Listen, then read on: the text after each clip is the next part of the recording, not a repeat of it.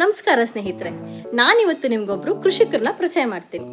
ಇವರು ಕಾಯಿ ವ್ಯಾಪಾರ ಮತ್ತು ಶುಂಠಿ ವ್ಯಾಪಾರ ಮಾಡ್ತಾರೆ. ಶುಂಠಿ ವ್ಯಾಪಾರ ಮಾತ್ರ ಅಲ್ಲ, ಶುಂಠಿ ಬೆಳೆಗಾರರು ಕೂಡ.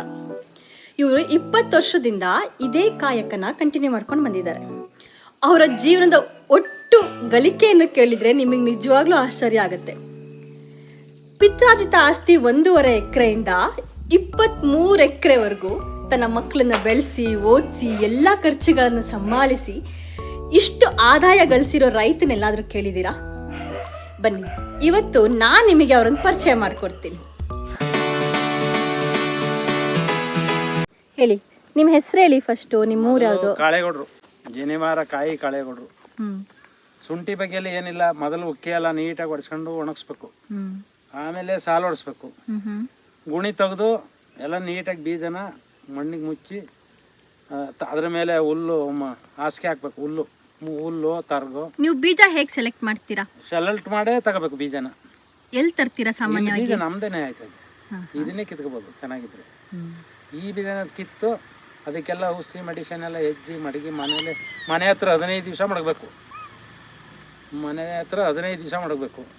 15 ದಿವಸ ಮಡಗಿದ ಮೇಲೆ ಎಲ್ಲ ಗುಣಿ ತೆಗೆದು ಪಾತಿ ಮಾಡಿ ಇಟ್ಟು ಬ್ರೆಡ್ ಮಾಡಿ, ಆ ಬ್ರೆಡ್ ಒಳಗೆ ಬೀಜ ಮಡಗಿ ಗೊಬ್ಬರ ಹಾಕಿ ಮಣ್ಣು ಮುಚ್ಚಬೇಕು.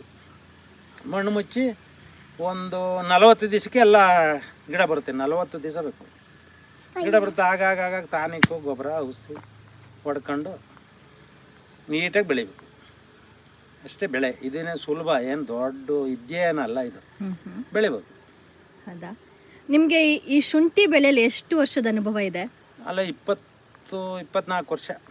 24 ವರ್ಷದಿಂದ ಶುಂಠಿ ಬೆಳೀತಾ ಇದ್ದೀರಾ? 4 ವರ್ಷದಿಂದಲೂ ಶುಂಠಿ ಬೆಳೀತಾ ಇದೆ. ಇದರಲ್ಲಿ ಒಳ್ಳೆ ಒಂದೊಂದ್ಸರಿ ಕೋಟಿ ಗಟ್ಟಲೆ ಆದಾಯ ಸಿಕ್ಕಿದೆ. 1,30,00,000 ಸಿಕ್ಕಿತ್ತು ಮಳೆ ಕೊಪ್ಪಳ ಹತ್ರ 5 ಎಕರೆಲಿ. 5 ಎಕರೆಲಿ 1 ಕೋಟಿ? 30 ಲಕ್ಷ.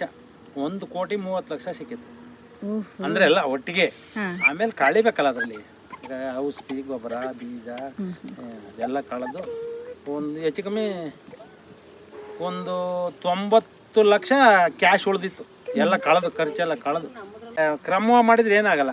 90 ಲಕ್ಷ ನಾವು ಈಗ ಗೌರ್ಮೆಂಟ್ ಕೆಲಸದಲ್ಲಿರೋರು 1 ವರ್ಷ 12 ತಿಂಗಳಿಗೆ 10 ತಿಂಗಳಿಗೆ ಸರಿಯಾಗಿ ಬೆಳೆ ಬಂದರೆ 10 ತಿಂಗಳಿಗೆ ಇಷ್ಟೊಂದು ಗೌರ್ಮೆಂಟ್ ಸಂಬಳದವರು ಸಂಬಳ ತಾಳಕ್ಕಾಗಲ್ಲ. ಕ್ರಮ ಮಾಡಿಬೇಕು. ನಾನು ಶುಂಠಿ ಹಾಕಿದ್ದೀನಿ ಅಂದ್ಬಿಟ್ಟು ಹೆಂಗೆ ಮಾಡಿದ್ರೆ ಅದು ಲಾಸ್ ಆಗಿ ಹೋಯ್ತದೆ. ನಾವು ಯಾರಿಗಾರ ಜಮೀನು ಮಾರೋ ಪಮನ್ ಮಾರಿ ಸಾಲ ಮಾಡಿರ್ತೀವಲ್ಲ, ಕೊಡ್ಬೇಕಾಯ್ತದೆ. ನೀಟಾಗಿ ಬೆಳೆದ್ರೆ ಇದ್ರ ಲಾಭ ಆದಾಯ ಇದೆ. ನಾನು 1 ವರ್ಷ 24 ವರ್ಷದಿಂದಲೂ ಸ್ವಲ್ಪ ಕಮ್ಮಿ ಇರ್ಬೋದು, ಒಂದೊಂದು ಸರಿ ಕಮ್ಮಿ ಬಂದಿರಬೇಕು ಲಾಭ, ಒಂದೊಂದು ಸರಿ ಸಖತ್ ಕೋಟಿ ಗಟ್ಟಲೆ ಸಿಕ್ಕಿ ಮಾಡ್ಬೋದು. ಯಾರ ರೈತರಾದರೂ ಮಾಡ್ಬೋದು. ಅಂದ್ರೆ ಕ್ರಮ ಮಾಡಬೇಕು. ನಾವು ಕ್ರಮ ಅಂದರೆ ಕ್ರಮಬದ್ಧವಾಗಿ ಅದಕ್ಕೆ ಟೈಮಿಗೆ ಕರೆಕ್ಟಾಗಿ ನೀರು ಹೊಡಿಬೇಕು. ಅದಕ್ಕೆ ಟೈಮಿಗೆ ಗೊಬ್ಬರ ಹಾಕಬೇಕು. ಟೈಮ್ಗೆ ತಾನಿಕೋ ಗೊಬ್ಬರ ಔಷಧ ಎಲ್ಲ ನೀಟಾಗಿ ಮಾಡ್ಕೊಂಡು ಹೋದ್ರೆ ಏನಾಗಲ್ಲ, ಬೆಳೆ ಚೆನ್ನಾಗಿ ಬರುತ್ತೆ. ನೀರು ಇರಬೇಕು ಸಫಿಷಿಯೆಂಟಾಗಿ, ಮೇಯ್ನು ನೀರು. ಅವೆಲ್ಲ ಇದ್ರೆ ಆರಾಮಾಗಿ ಬೆಳಿಬೋದು, ಯಾರಿಗೂ ಲಾಸ್ ಆಗಲ್ಲ. ಒಂದೊಂದು ಸರಿ ಈಗ ನೋಡಿ 11,000 ಅಂದರೆ ಈ ಸರಿ ನಂದು ಕಮ್ಮಿ ಅಂದ್ರೆ ಈ ಸರಿ ಇಲ್ಲಿಂದ 1,700 ಚೀಲ 800 ಚೀಲ ಆಗುತ್ತೆ. ಈಗ 11,000 ಆದ್ರೆ ದುಡ್ಡು ಎಷ್ಟಾಯಿತು? 11,000 ಆದರೆ 1,10,000 ಚೀಲಕ್ಕೆ 1,10,10,000 1,10,10,000 ಆಯಿತು. 1,10,10,00,000 1,10,10,00,000. ಇನ್ನು 50 ಚೀಲಕ್ಕೆ ಅಲ್ಲ, ಇನ್ನು 300 ಚೀಲಕ್ಕೆ 600-700 ಚೀಲಕ್ಕೆ 70 ಲಕ್ಷ. 1,70,00,000 ಬರುತ್ತೆ. ಅದರಲ್ಲಿ ಖರ್ಚು ಆದಾಯ ಕಳಿಬೇಕು, ಆದಾಯ ಮಾತ್ರ ಉಳ್ಕೋಬೇಕು. ಈ ರೇಟ್ ಬಂದರೆ, ಚಿನ್ನದ ರೇಟಿಗೆ ಬಂದಿರೋದು. ಚಿನ್ನ ತಗೋಬೋದು, ಶುಂಠಿ ತಗೊಳಕ್ಕಾಗಲ್ಲ, ಆ ರೇಟ್ ಇದೆ.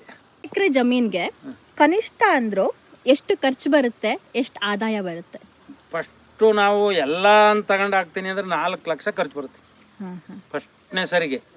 ಆಮೇಲೆ ಮುಂದಿನ ಆಚೆಗೆ ಪೈಪ್ ಇರುತ್ತೆ, ನಮ್ದು ಸ್ವಂತ ಬೀಜ ಇರುತ್ತೆ, ಎಲ್ಲ ನಮ್ದೇ ಆದಾಗ 3 ಲಕ್ಷ ಖರ್ಚು ಬರುತ್ತೆ. 1 ಎಕರೆಗೆ 3 ಲಕ್ಷ ಖರ್ಚು ಬರುತ್ತೆ. ಮೊದಲನೇ ಬಾರಿ ಜಾಸ್ತಿ ಖರ್ಚಾಗುತ್ತೆ, ಎರಡನೇ ಬಾರಿ ಕಮ್ಮಿ ಆಗ್ಬಿಡುತ್ತೆ. ಕಮ್ಮಿ ಆಯ್ತದೆ. ಯಾಕೆಂದ್ರೆ ಎಲ್ಲ ಇರ್ತದಲ್ಲ, ಬಂಡವಾಳ ಪೈಪ್ ಇರ್ತದೆ, ಶುಂಠಿ ಬೀಜ ಇರ್ತದೆ, ಆ ಕಮ್ಮಿ ಆಯ್ತದೆ. ನಾವು ಹೊಸ್ತಾಗ ಹಾಕ್ಬೇಕಾದ್ರೆ 4 ಲಕ್ಷ ಬೇಕು 1 ಎಕರೆಗೆ. ನಮ್ದೇ ಸ್ವಂತ ಬೀಜ ಇರುತ್ತೆ, ಪೈಪ್ಗಳ ಬಂಡವಾಳ ಹಾಕಿರ್ತೀವಿ, ಅದಿರ್ತದೆ, ಇಲ್ಲ ಕಮ್ಮಿ ಆಗುತ್ತೆ. ಈಗ ನಮ್ದು ಅಲ್ಲೇ 3-4 ವರ್ಷ ಪೈಪು. ಈಗ ನಮ್ದು ಬಂಡವಾಳ ಕಮ್ಮಿ, ನಮ್ದೇ ಸ್ವಂತ ಬೀಜ, ಅದು ಎಲ್ಲ ಬೀಜಕ್ಕೆಲ್ಲ ಲಾಭ ಅಲ್ಲೇ ಉಳಿಯುತ್ತೆ. ಈಗ 1 ವರ್ಷ ಒಂದ್ ಜಮೀನ್ಗೆ ಶುಂಠಿ ಹಾಕಿದ್ರೆ ಮತ್ತೆ ಎಷ್ಟು ವರ್ಷ ಆದ್ಮೇಲೆ ನೀವು 3 ವರ್ಷ ಆದ್ಮೇಲೆ ಪುನಃ ಹಾಕ್ಬೋದು. 3 ವರ್ಷ ಇನ್ ಬೇರೆ ಬೆಳೆ ಎಲ್ಲ ಕಚ್ಕೊಂಡು ಚೆನ್ನಾಗ್ ಬರುತ್ತೆ, ಪೈರು ಚೆನ್ನಾಗ್ ಬರುತ್ತೆ, ಯಾವುದೇ ಬೆಳೆ ಬೆಳೆದ್ರು. ಆದ್ರೆ 3 ವರ್ಷ ಗಂಟ ಶುಂಠಿ ಹಾಕಕ್ಕಾಗಲ್ಲ ಹಾಕಿರೋ ಜಮೀನಿಗೆ. ಈ ಜಮೀನಿಗೆ ಇನ್ 3 ವರ್ಷ ಶುಂಠಿ ಹಾಕಕ್ಕಾಗಲ್ಲ.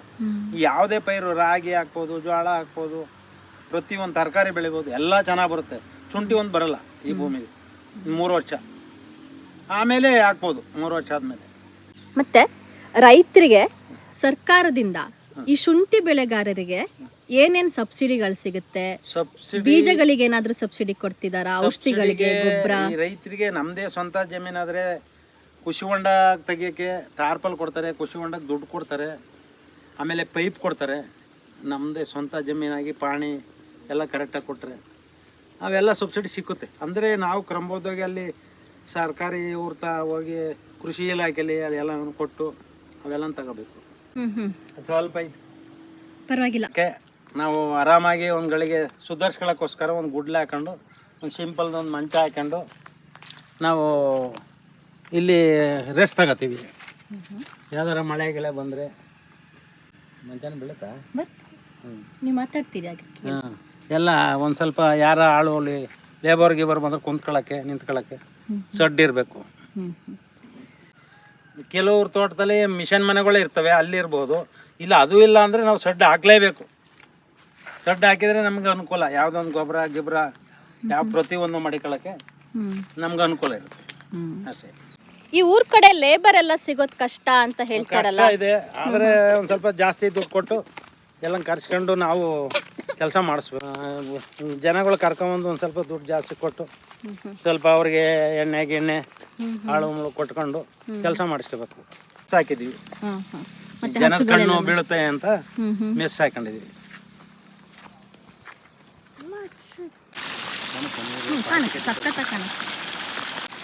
ಈ ಥರ ಕೃಷಿ ಹೊಂಡ ಮಾಡ್ಕೊಂಡಿದೀವಿ. ಇದಕ್ಕೆ ನೀರು ಸ್ಟಾಕ್ ಮಾಡ್ಕೊತೀವಿ. ನಮಗೆ ಬೇಕಾದಾಗ ಬಂದು ಶುಂಠಿಗೆ ಎಷ್ಟು ಬೇಕಷ್ಟ ನೀರ ತಿರ್ಗಿಸ್ಕೊಂಡು ಹೊಡ್ಕೊತೀವಿ. ಇದರಿಂದ ಉಪಯೋಗ. ಬಾವಿಯಿಂದೆಲ್ಲ ಡೈರೆಕ್ಟ್ ಹೊಡೆಯೋಕೆ ಹೋದರೆ ಕರೆಂಟ್ ಒಂದು ಮಾತಕ್ಕೆ ಬರಲ್ಲ, ಗಟ್ಟಿಗೆ ಸರಿಯಾಗಿ ಆರಲ್ಲ. ಅದು ಭಾರಿ ಸೇಫ್ಟಿ ಆದ ಕೆಲಸ. ಎಲ್ಲ ಮೋಟ್ರ್ ಎಲ್ಲ ಅದಕ್ಕೂ ಅದರೊಳಗೆ ಮೋಟ್ರ್ ಮಡಗಿದ್ವಿ. ಅದರೊಳಗೆ ಒಂದು ಮೋಟ್ರ್ ಮಡಿಕೊಂಡು ಅದು ಸಿಂಗಲ್ ಎಚ್ ಪಿ ಅಂದರೆ 2 ಲೈನು ಸಿಂಗಲ್ ಇದ್ರೆ ಸಾಕು, ಅದಕ್ಕೆ ಬಾವಿ ಓಡುತ್ತೆ. ಕೃಷಿ ಹೊಂಡಕ್ಕೆ ಸಬ್ಸಿಡಿ ಕೊಡ್ತಾರೆ ಸರ್ಕಾರದಿಂದ. ಎಷ್ಟು ಕೊಡ್ತಾರೆ? ಇದಕ್ಕೆ ಒಂದು 90,000 ಕೊಡ್ತಾರೆ. ತಾರ್ಪಲು ಗುಂಡಿ ತೆಗಿಯೋಕ್ಕೆ, ಆ ಪೈಪ್ಗೆ ಎಲ್ಲ ಒಂದು 90,000 ಕೊಡ್ತಾರೆ ರೈತರಿಗೆ. ಅದನ್ನು ನಾವು ಉಪಯೋಗಿಸಬೇಕು ಒಳ್ಳೆತನದಲ್ಲಿ. ನಮ್ಮ ಅಪ್ಪ ಕೊಟ್ಟಿದ್ದು ನಾವು 5 ಜನ ಗಂಡು ಮಕ್ಕಳು. 5 ಜನ ನಮ್ಮ ಅಪ್ಪ ಒಂದು ಮುಕ್ಕಾಲು ಎಕರೆ 5 ಜನ ಕೊಟ್ಟಿದ್ರು. ಒಬ್ಬೊಬ್ರಿಗೆ 1 ಎಕರೆ 1 ಎಕರೆ. ನಾವು ಶುಂಠಿ ಕಾಯಾಪಾರ ಏನೇನು ಹಿಂಗೆ ಕಟ್ಟಿದ್ದು ರೈತರು ಬೇಸಾಯ ಮಾಡಿ ಈಗ 23 ಎಕರೆ ಜಮೀನು ತಗೊಂಡಿದ್ದೀನಿ. 23 ಎಕರೆ ಜಮೀನು ತಗೊಂಡಿದ್ದೀನಿ. ಆದಾಯ ಅಂದರೆ ವರ್ಷ 20 ವರ್ಷದಿಂದ ಸಂಪಾದನೆ ಮಾಡಿ 23 ಎಕರೆ ಜಮೀನು ತಗೊಂಡಿದ್ದೀನಿ. ನನಗೆ 2 ಜನ ಗಂಡು ಮಕ್ಕಳು. 12 ಎಕರೆ ಒಬ್ಬರಿಗೆ ಕೊಟ್ಟಿದ್ದೀನಿ, 13 ಎಕರೆ ಒಬ್ಬರಿಗೆ ಕೊಟ್ಟಿದ್ದೀನಿ. ಇಷ್ಟು ಸಂಪಾದನೆ ಮಾಡಿದ್ದೀನಿ. ಕ್ರಮಬದ್ಧವಾಗಿ ರೈತ ಮಾಡಿದರೆ ಕಷ್ಟ ಬಿದ್ದು ದೇವರು ಭೂಮಿ ತಾಯಿ ಕೊಡ್ತಾಳೆ, ಒಳ್ಳೇದು ಮಾಡ್ತಾಳೆ. ಎಷ್ಟು ಹೇಳ್ಬೋದು ನನಗೆ ರೈತರಿಗೆ. ಇವಾಗಿನ ಯುವಕನ ಟ್ರೆಂಡ್ ನೋಡಿದ್ರೆ ಯಾರಿಗೂ ಫಾರ್ಮಿಂಗ್ ಅನ್ನೋದು ಇಷ್ಟನೇ ಇಲ್ಲ. ಅವ್ರು ಏನು ಬೇರೆ ಬೇರೆ ಪ್ರಾಬ್ಲಮ್ಗಳಿರ್ಬೋದು, ಅದು ಆದಾಯ ಬರಲ್ಲ ಅಂತ ಇರ್ಬೋದು, ಅಥವಾ ತುಂಬ ಕೆಲಸ ಮಾಡಬೇಕು ಅಂತ ಇರ್ಬೋದು, ಇನ್ನೊಂದು ಹೆಣ್ಣು ಕೊಡಲ್ಲ ಅಂತ ಪ್ರಾಬ್ಲಮ್ ಇರ್ಬೋದು. ಎಂಥದ್ದಾದ್ರೂ ಕೆಲಸ ಇರಲಿ, ಅಲ್ಲಿ ಹೋಗಿ ಹೋಟೆಲ್ ಕೆಲಸ ಮಾಡ್ಬೋದು, ಸೆಕ್ಯೂರಿಟಿ ಕೆಲಸ ಮಾಡ್ಬೋದು, ಆದರೆ ರೈತ ಅನ್ನೋ ಕೆಲಸ ಬೇಡ. ರೈತ ನನಗೆ 2 ಎಕರೆ ಜಮೀನು ಇದ್ರೆ ಸಾಕು, ಒಂದು ಪಂಪ್ ಸೆಟ್ ಬಾವಿ ಇದ್ದರೆ ಯಾವ ಕೆಲಸದ ಮೇಲೆ ಇರೋರನ್ನ ನೀಟಾಗಿ ಮಾಡ್ಕೊಂಡು ಹೋಗ್ಬೇಕು. ನಾವು ಕ್ರಮಬದ್ಧವಾಗಿ ಇಲ್ಲ ಎಣ್ಣೆ ಕುಡ್ಕೊಂಡು ಹೋಗಿ ಅಲ್ಲಿ ಟೌನಲ್ಲಿ ಮನೆಕೊಂಡು ಅಲ್ಲಿ ಇಲ್ಲಿ ತಿರುಗಿ ಇದ್ದರೆ ಆದಾಯ ಮಾಡೋಕ್ಕಾಗಲ್ಲ. ಕ್ರಮಬದ್ಧವಾಗಿದ್ದರೆ ಇದರಲ್ಲಿ ಒಳ್ಳೆ ಸಂಪಾದನೆ ಮಾಡ್ಬೋದು. ಬರೀ 2 ಎಕರೆ ಇದ್ರೆ ಸಾಕು ರೈತ, ಅಂದ್ರೆ ಬುದ್ಧಿವಂತಿಕಿಂತ ಮಾಡಿದರೆ. ಹಿಂದೆ ಮುಂದೆ ಆ ತರಕಾರಿ ಈ ತರಕಾರಿ ಏನೋ ಬೆಳ್ಕೊಂಡು, ಇಲ್ಲ 1-2 ಹಸುಗಳು ಮಾಡಿಕೊಂಡು ಅದಕ್ಕೆ ಅರ್ಧ ಮೇವು ಹಾಕ್ಕೊಂಡು, ಒಂದು ಅರ್ಧ ಎಕರೆ ಮೇವು ಹಾಕ್ಕೊಂಡು ಅದನ್ನು ಹಾಲು ಕರೆದ್ರೆ ಎಲ್ಲ ಆದಾಯ ಇರುತ್ತೆ. 2 ಎಕರೆ ಸಾಕು, ಒಳ್ಳೆ ರೈತನಿಗೆ ನೀಟಾಗಿ ಮಾಡ್ಕೊಂಡು ಹೋಗ್ಬೋದು, ನೀರಿನ ಸೌಲಭ್ಯ ಎಲ್ಲ ಇದ್ದರೆ. ಅದೇ ಹೇಳೋಕ್ಕೆ ನಾನು ಇಷ್ಟಪಡ್ತೀನಿ. Okay, thank you. ನಿಮ್ಮ ಜೊತೆ ಮಾತಾಡಿ ತುಂಬ ಖುಷಿ ಆಯಿತು. ನೋಡಿದ್ರಲ್ಲ, ಇದಾಗಿತ್ತು ರೈತರೊಬ್ಬರ ಸಂದರ್ಶನ. ಶುಂಠಿ ಬೆಳೆದು ಜೀವನದಲ್ಲಿ ಸಕ್ಸಸ್ ಕಂಡಿರೋ ಇವರ ಮಾತುಗಳು ನಿಮಗೂ ಕೂಡ ಇನ್ಸ್ಪೈರ್ ಆಗಿದೆ ಅಂತ ಅನ್ಕೊಳ್ತೀನಿ. Please don't forget to subscribe my channel. Thank you so much for watching.